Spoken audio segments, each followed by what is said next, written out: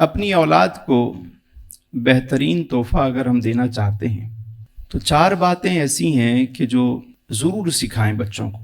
حضرت شیخ عبد القادر جیلانی رحمۃ اللہ علیہ کی جو والدہ تھیں، انہوں نے ان کو ایک نصیحت کی کہ بیٹا سچ بولنا، اور اس سچ کی برکت سے ڈاکوؤں کا پورا گروہ جو ہے وہ توبہ کر لی انہوں نے۔ ماں نے نصیحت کی کہ بیٹا سچ بولنا۔ اسی طرح حضرت یعقوب علیہ السلام نے اپنے بیٹوں کو نصیحت کی۔ حضرت لقمان علیہ السلام کے بارے میں ملتا ہے، انہوں نے اپنے بیٹے کو نصیحت کی۔ تو نصیحت اگر دل سے کی جائے اور عمل کر کے کی جائے تو وہ اثر کرتی ہے۔ تو بچوں کو 4 نصیحتیں ضرور کرنی چاہیے۔ یہ میری آپ کے لیے بھی ہے اور بچوں کے لیے بھی، آپ جن کی بچے ہیں ان کو ضرور۔ پہلی نصیحت کیا ہے کہ بچوں سے کہیں کہ ہمیشہ سچ بولیں۔ صادق اور امین کا امتی اگر جھوٹ بولے تو بچوں کو نصیحت کیا کرنی ہے ہم نے کہ وہ ہمیشہ سچ بولنا ہے۔ اچھا، بسا اوقات بچہ سچ بول دیتا ہے اور ہم پھر اس کو دھو دیتے ہیں۔ بھئی آپ نے اس سے کہا کہ کچھ بھی ہو جائے آپ نے سچ بولنا ہے، اور اگر اس نے سچ بول دیا ہے تو آپ اس کو پھر گنجائش دیں۔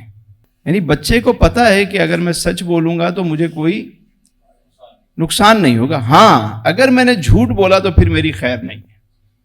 تو یہ کانفیڈنس آپ کو بچوں کو دینا پڑے گا تاکہ بچوں میں سچ بولنے کی عادت پیدا ہو۔ دوسری بات، بچے سے کہیں کہ کچھ بھی ہو جائے تم نے نماز نہیں چھوڑنی، لیکن ہم خود پڑھتے ہوں گے تو بچوں کو تائید کریں گے نا۔ ہم خود سچ بولیں گے تو وہ بات اثر کرے گی۔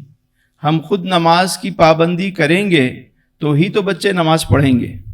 اپنے گھر میں یہ پابندی ہونی چاہیے کہ باقی ساری چیزوں پہ کمپرومائز ہو سکتا ہے لیکن نماز پہ کوئی کمپرومائز نہیں ہوگا۔ نماز پڑھنی ہے، ٹائم ہو نماز پڑھ لیں سارے۔ تو نماز کی برکت سے نا گھر کا ماحول اچھا ہو جاتا ہے۔ پیار سے شروع سے بچوں کی عادت بنا دیں گے۔ اور دیکھیے رمضان میں نا یہ پریکٹس آسان ہو جاتی ہے۔ جہاں یہ ماحول نہیں ہے تو ابھی سے اگر ہم تیاری کریں کہ اس رمضان میں بچوں کو نماز کا عادی بنانا ہے، خود بھی نماز پڑھنے جا رہے ہیں، بچوں کو بھی لے کر چلے جائیں اور ان کو بتا دیں کہ بھائی سچ بولنے کی یہ پریکٹس کریں۔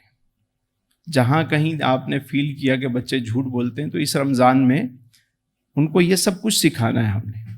اور تیسری چیز یہ سکھانی ہے بچوں کو کہ بیٹا ہمیشہ خدمت کیا کرو، خدمت کیا کرو۔ کوئی مہمان گھر میں آئے تو اس کو رسپیکٹ کیسے دینی ہے، خدمت کیسے کرنی ہے۔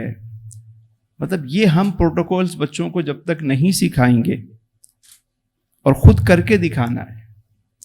آپ اپنے والدین کی خدمت کریں گے، آپ کے بچے آپ کی خدمت کریں گے، اور یہ خدمت صرف والدین کی نہ ہو، آنے والے مہمانوں کی ہو، جو گھر میں آئے ہر ایک کی خدمت کا جذبہ سکھائیں۔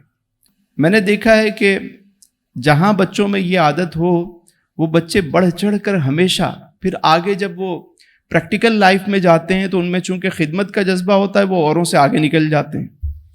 خدمت کرنے والا ہمیشہ محبوب ہوتا ہے لوگوں کا۔ چوتھی بات یہ سکھائیں بچوں کو مشکل سے کیسے نکلا جاتا ہے۔ حالات ابھی آپ کے سامنے ہیں، ٹھیک ہے حالات ہو گئے، اب کس نے دھکا دیا، کون ذمہ دار ہے، مطلب ان بحثوں میں الجھنے کے بجائے یہ سوچا جائے کہ اس گڑھے میں سے نکلنا کیسے۔ بچوں کو مشکلات سے نکلنا سکھانا ہے، انہوں نے سکھانا ہے کہ لوگوں سے مانگنا نہیں ہے، خودداری جو ہے وہ ہمیشہ قائم رہے۔ اوپر والا ہاتھ نیچے والے ہاتھ سے بہتر ہے۔ تو بچوں کو شروع سے سکھائیں کہ بیٹا کسی سے مانگنا نہیں، دینے کی عادت ڈالیں۔